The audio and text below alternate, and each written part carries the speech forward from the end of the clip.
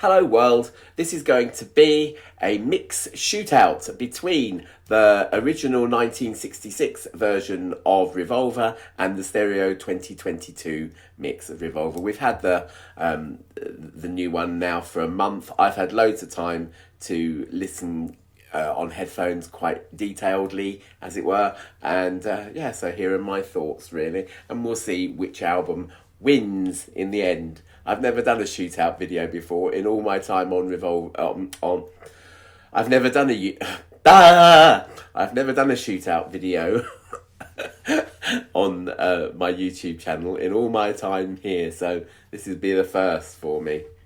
Aren't you excited? First of all, I'm taking the stereo original mix from the Revolver 2009 remaster. That has to be said with some quotes because it's not exactly the same as the mix that was produced in 1966. George Martin didn't want to issue loads of the Beatles stereo mixes as they were. He made a few tweaks. He used some 80s solutions for reverb where it wasn't baked in, that kind of thing. And basically he did his best to kind of tweak it for 80s ears for this new technology of CD, but it did replace anything that had gone before. After 1987, you couldn't get the original 66 mixes, even on LP or cassette, because they'd been replaced by these new mixes. The mono is still good, but I've been doing a lot of comparing on Apple Music, just going straight from the 2022 to the mono mixes. And particularly with a song like I'm Only Sleeping, it sounded like it was coming out of an AM radio. I think if you want to listen to the mono is a fantastic mix. Okay, I'm not really using it here, although I will make some comments about it. But if you want to listen to it, put the other mixes away. Get a mono box set from the 2014, I think it came out. Get that version and play that, because that really is good. The first press monos I thought were rubbish, as I said in an earlier video. But yeah, another thing, talking of earlier videos, I said that the 2022 remix was doable in 1966, and I still want to hold by that comment, because I think had George Martin not been limited to 4-track recording, they could have got something that was much, much closer to what Giles Martin has just done. And, to, out of interest, listen sort of to other albums that are around at the same time. The Mamas and the Papas, this is If You Can Believe Your Eyes and Ears, the first album of theirs, and I don't think there's any mix on there that is any better or any worse than is on Revolver. Similarly with Buffalo Springfield, Retrospective.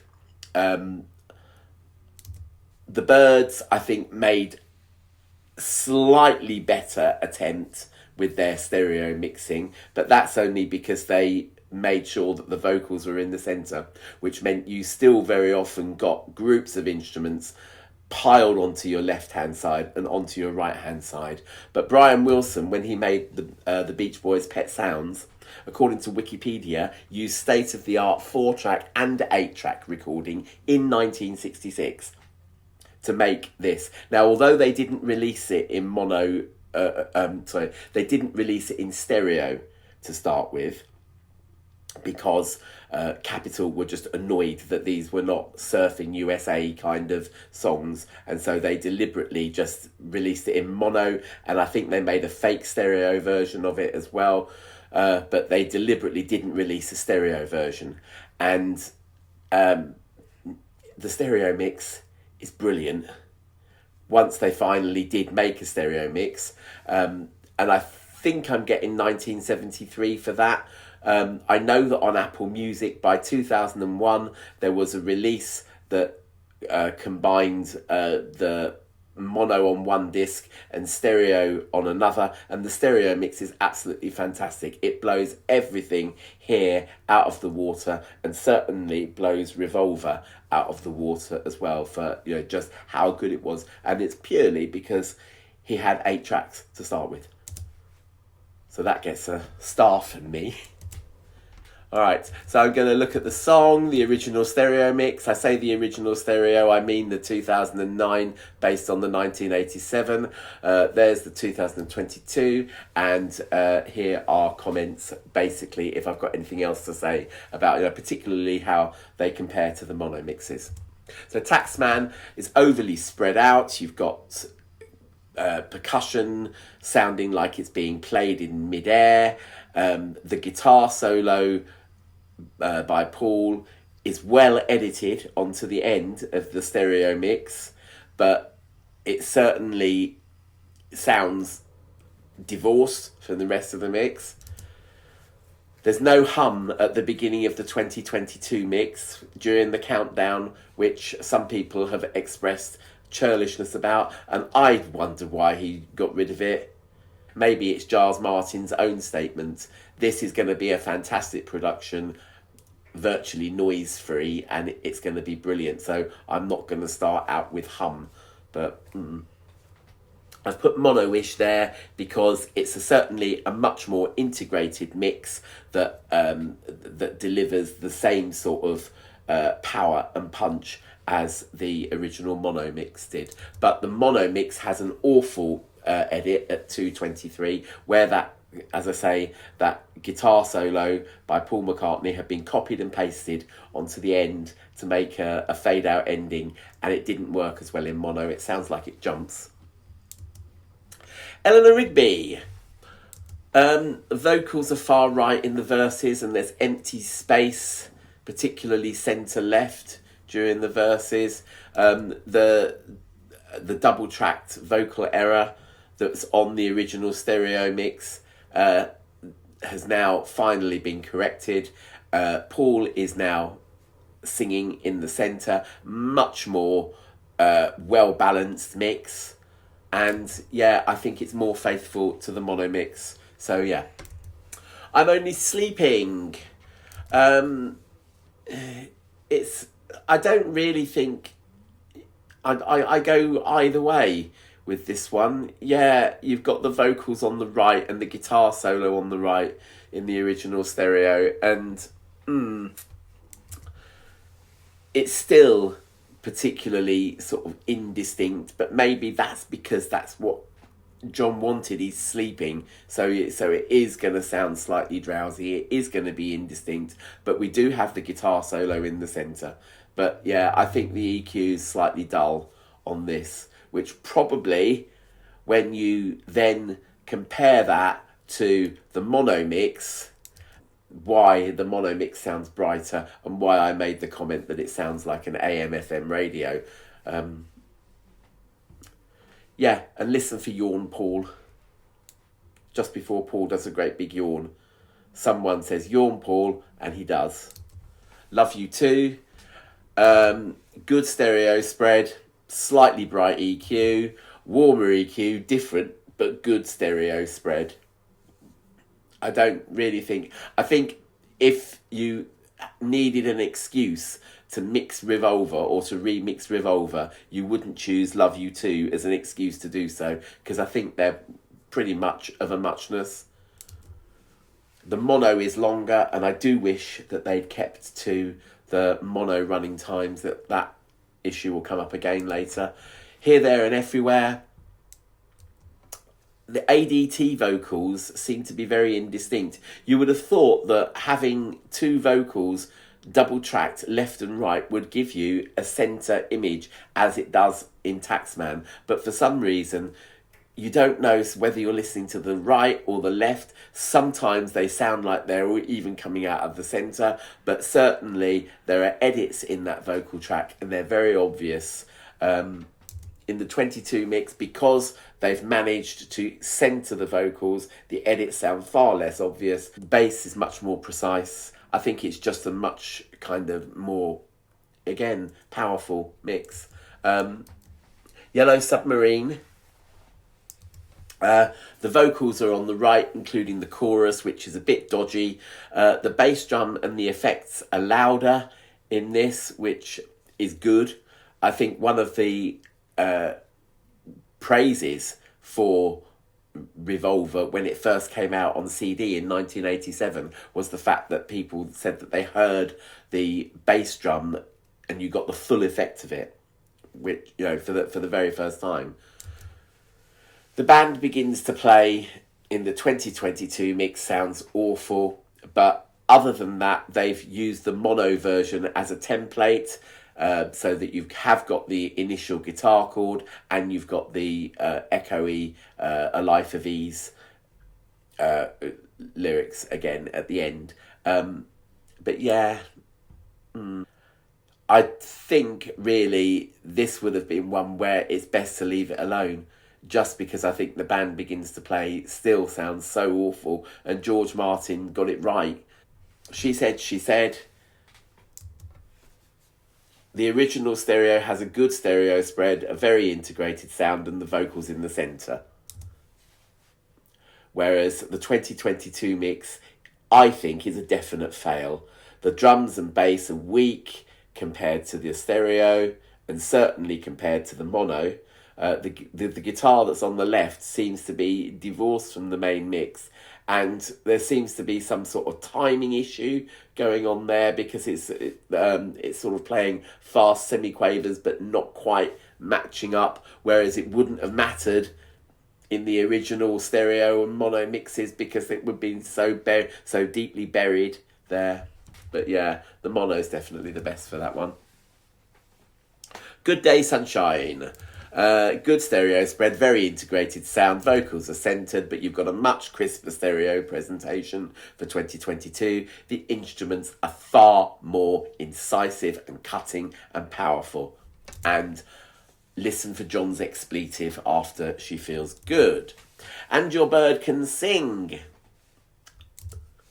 Percussion on the left, band in the centre, vocals. It reminded me of a mountain, really, in terms of sound. You've got very little at the foot of the mountain on the left. Then you've got this whole whacking great sound at the top of the mountain, i.e. the whole band. And then you've got the vocals and some extra percussion on the right-hand side, or more or less on the right-hand side.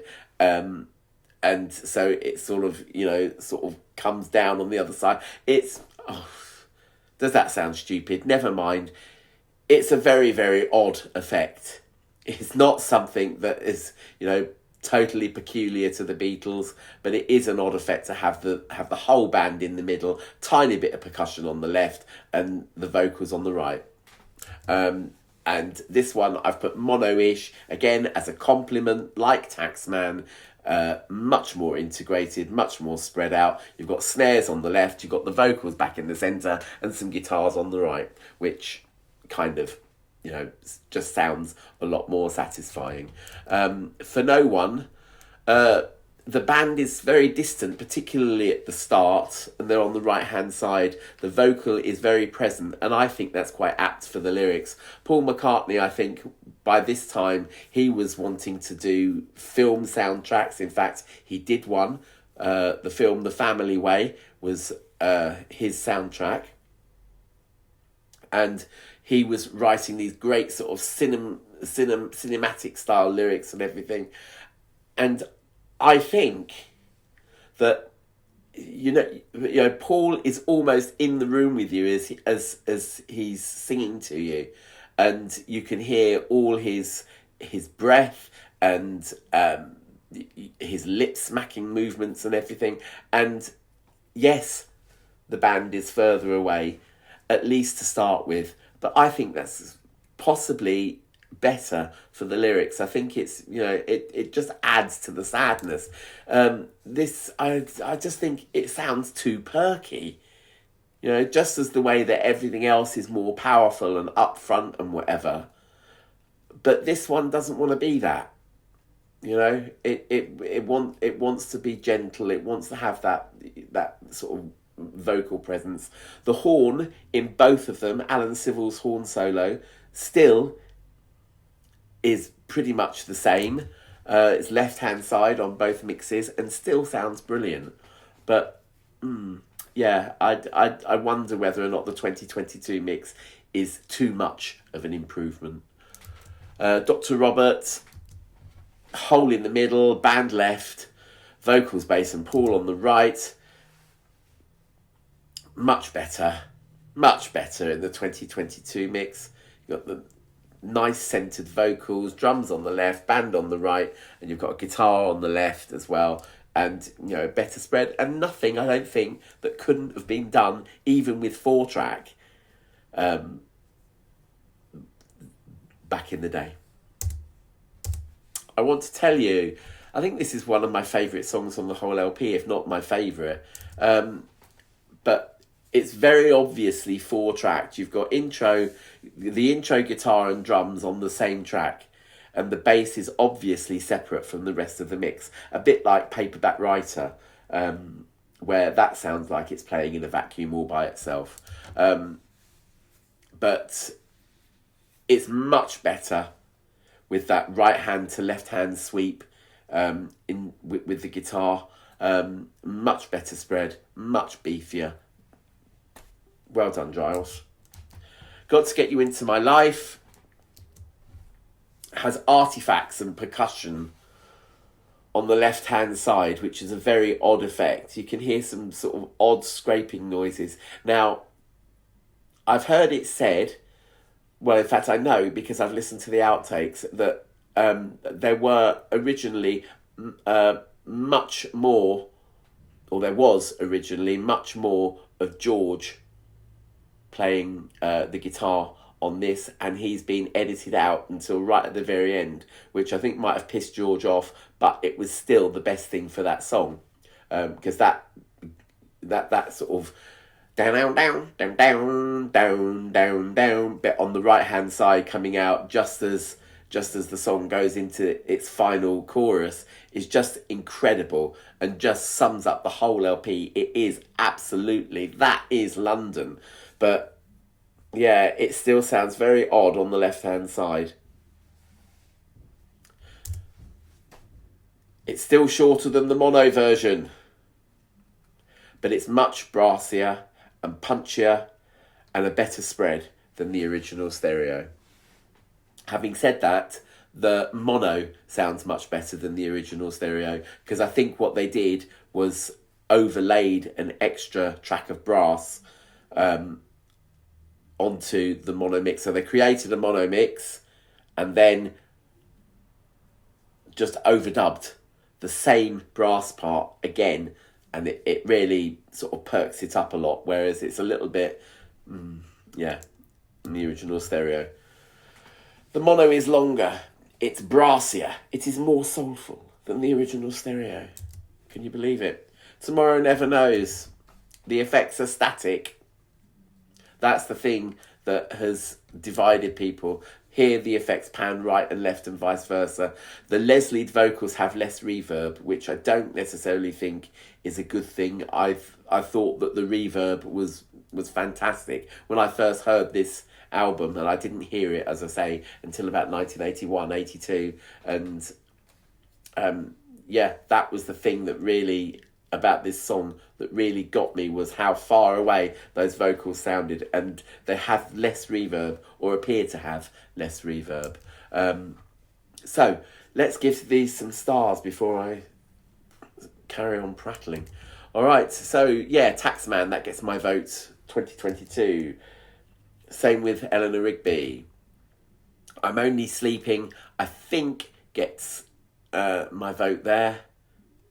Love You Too, again, I can't see any reason for ever remixing it. Here, There and Everywhere definitely sounds better in the new mix. Yellow Submarine, again, I still think sounds better in the original stereo, as does She Said, She Said.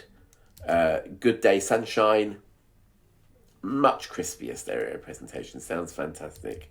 Angela Bird Can Sing, much better in the new mix. For No One, divided, but I'm still going to go for the earlier one just because it sounds so sad, and it's meant to sound so sad. Dr. Robert, much better in the new mix, as is I Want to Tell You, as is Got to Get You Into My Life, and even Stevens for Tomorrow Never Knows. I can't make up my mind. All right, so it still looks like the 2022 mix has got, you know, a lot going for it. You certainly won't go wrong with the 2022 mix, and even use it as your go-to. But don't forget that the original stereo mix was also fantastic, and, you know, play them both. Play them both. And really, that's all I've got for you today, people. Thank you very much for watching. Remember to like, subscribe, share if you dare, consider a thanks, and I'll see you in the next one. Bye-bye.